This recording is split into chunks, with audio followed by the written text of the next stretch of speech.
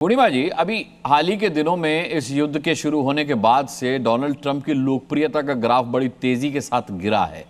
अब जिस तरीके की वो बातें कर रहे हैं कि अल्टीमेटम खत्म होने के बाद अगर ईरान घुटनों पर नहीं आया तो हम इंफ्रा तबाह कर देंगे, हम पावर सोर्सेस तबाह कर देंगे, हम तेल के कुओं को फूंक देंगे, इस तरीके के बयान आपको लगता नहीं कि आग में घी का काम कर रहे हैं? और ये डोनाल्ड ट्रंप की एक इनकॉम्पिटेंसी है, ये उनका एक बचकानापन भी है जो पूरी दुनिया को संकट में डाल सकता है।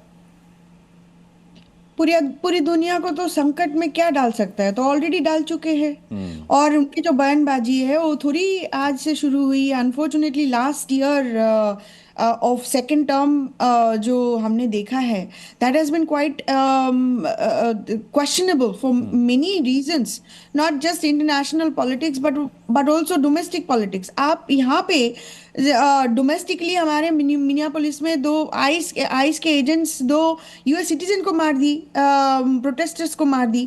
तो आप डेमोक्रेसी कहते हो, एक मुंह से दूसरे मुंह से आप आपको अपने आप को माचो मैन दिखाते रहते हो, और उनकी जो एआई वीडियोस आती रहती है उनको अपने आप को किंग्स के हिसाब से दिखाते रहते हैं। उनको नहीं लगता कि he is actually elected president, और लोग उनके लिए वोट किया है यहाँ पे as a president of America. वो लिटरली खुद अपने आप को एम्परर ऑफ द वर्ल्ड मानते हैं। और सबसे दुख की बात है, वो तो खुद जीसस क्राइस्ट को हटा देंगे, अपने आप को बिठा देंगे वहां पे। So this is where we are at and this is reality. ऐसे कहना है कि वो जो इंडियन मीडिया में भी काफी सारे एनालिस्ट बैठ के बोल रहे थे कि जो नोबेल प्राइज मांग रहे थे वो सीरियस नहीं है, वो जो सीरियस नहीं लेना सही नहीं है। आप देख रहे हो वहां पे पता नहीं कितने बार जाके ग्लोबल मीडिया पे, whether it's press conference, whether it's international podium, जहां जहां पे जाके बोल के may be now it is about 100 times he has said India Pakistan का युद्ध रुकवा दिया।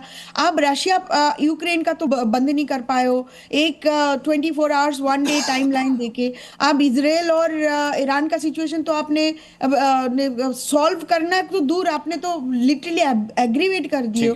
आप बोल रहे हो कि आपको नोबेल पीस प्राइज चाहिए, आपको किंग ऑफ द वर्ल्ड चाहिए, आपको एम्परर ऑफ द वर्ल्ड चाहिए।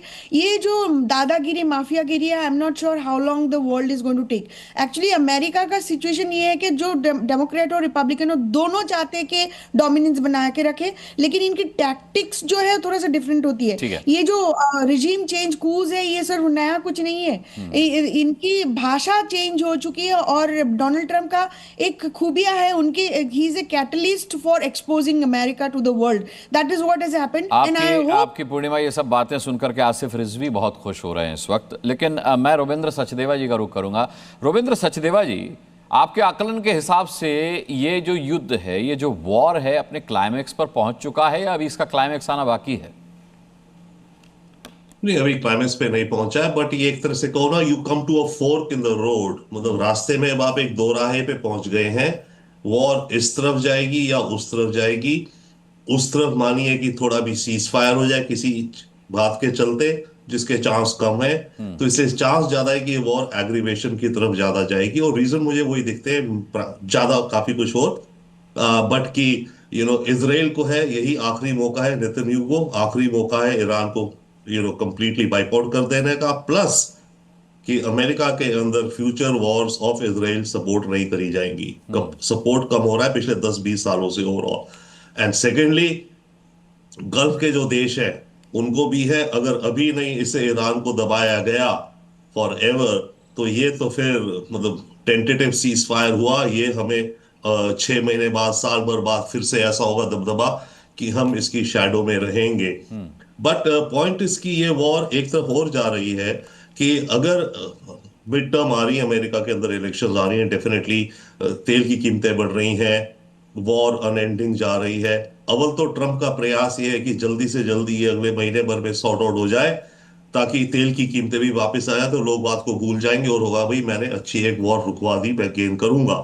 बट अगर अमेरिका ज्यादा इस जंग में फंसता गया, तो ये ले जा रहे हैं इस जंग को एक रिलीजियस वॉर की तरफ।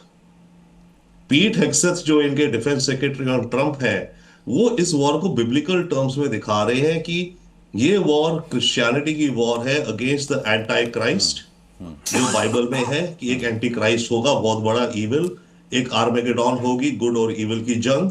उसमें उस एंटाई क्राइस्ट को हम डिफीट करेंगे। इतनी बड़ी ठीक है, जंग है, दो उसको हम डिफीट आशंकाएं करेंगे और रोवेंद्र जी। जीसस क्राइस्ट आएगा, जीसस क्राइस्ट आएगा। मैं समझ गया। आप रोवेंद्र सचदेवा जी ने दो आशंकाएं के सिन्हा साहब जाहिर की हैं। मैं मुकेश जैन साहब का एक कमेंट लूं उससे पहले के सिन्हा आपसे जानना चाहूंगा कि अभी ये जो धुरंधर आई है फिल्म, इसमें एक डायलॉग है कि घायल है इसलिए घातक है। अब यही आशंका वो जाहिर कर रहे हैं कि आपने कहा ईरान दूध का धुला नहीं, लेकिन ईरान की जो ताकत उभर कर आई है, अब मिडिल ईस्ट के देश इजराइल और अमेरिका को जरूर ये लग रहा होगा कि अगर इसे घायल छोड़ दिया तो ये आने वाले एक साल में और भी ज्यादा घातक हो जाएगा। तो ये तो आशंका इस ओर ज्यादा इशारा कर रही है कि ये युद्ध बहुत बड़ा होने वाला है। नहीं, आप क्या कर लेंगे? देखिए, ईरान एक बहुत बड़ा देश है और एक बहुत बड़ी संस्कृति रही है। 2500 साल से ईरान को किसी भी जमीन को किसी ने हमला नहीं किया, जो भी आए वो खत्म हो गए। ये ईरान की इतिहास को यदि लोग डीपली पढ़ें, और ईरान के अंदर में कोई ऐसा नहीं है कि ये इस्लामिक कट्टरता 1979 में आई है। इतना ज़्यादा लिबरल कंट्री कोई नहीं था दुनिया के, ये और टर्की, और दोनों कट्टर हो गए। तो देखिए, आज कट्टरता और ये चीज़ है, ये चेंज हो रहे हैं ईरान के अंदर में। जो सबसे बड़ा वहाँ का नेशनलिज्म जो उभर के आ रहा है, they want to get away from this, जो इस्लामिक कट्टरता से निकलना चाहते हैं। मैं नाम नहीं लूंगा, एक वर्ड्स हैं, they want to come back to that, जो उनका हेरिटेज है। तो ईरान एक बहुत बड़ी सभ्यता है, वो वहां के लोग इसको कट्टरता जो लेकर आए हैं, ठीक है सर, समय की कमी है। एक अंतिम कमेंट मुकेश जैन साहब से भी लेना चाहूंगा। मुकेश जैन साहब, आपने तैयारियों की ओर इशारा किया था, एक लाइन में बताएं किस तरीके की तैयारी हमें करके रखनी पड़ेगी, क्योंकि थोड़े दिनों के बाद स्टॉक खत्म हो जाएगा, अगर युद्ध बड़ा हुआ तो बफर स्टॉक भी खत्म हो जाएगा, फिर क्या करेंगे? देखिए, जो पॉलिसी अभी चल रही है, मेरे को नहीं लगता कि भारत का स्टॉक खत्म होगा। भारत अपनी कूटनीति से चल रहा है और सही पॉलिसी पे चल रहा है। और भारत की सबसे बड़ी ताकत अगर आज की डेट में देखेंगे, इसको हम एक अपॉर्चुनिटी के रूप में भी देख सकते हैं, क्योंकि भारत के पास एक सर्विस सेक्टर की बहुत बड़ी ताकत है, सर्विस इंडस्ट्री की है, प्लस डिजिटलाइजेशन जो यूपीआई वगैरह की है, वो बहुत बड़ी ताकत है। वो किसी और देश के पास नहीं है, वो ताकत भारत के पास है। कुल मिलाकर के हमारे दो तीन गेस्ट ये मानते हैं कि ये युद्ध अगर बड़ा होता है, युद्ध की मौजूदा स्थिति को देखते हुए भी भारत जिस तरीके से विश्व गुरु बनने की राह पर है, ये युद्ध उसके लिए एक अपॉर्चुनिटी की तौर पर है। और उसकी कूटनीति और विदेश नीति जिस तरीके की है, भारत पर संकट आएगा तो सही, जब पूरी दुनिया पर संकट आएगा तो ऐसा भी नहीं कि भारत इस संकट से अछूता रहेगा, लेकिन सबसे कम इंपैक्ट अगर युद्ध का कहीं आएगा तो ऐसा मानना है जानकारों का कि भारत पर इसका सबसे कम इंपैक्ट हो सकता है, उसकी कूटनीति को बाकी पूरे विश्व के साथ देखते हुए। बहुत बहुत धन्यवाद करना चाहेंगे तमाम पैनलिस्ट का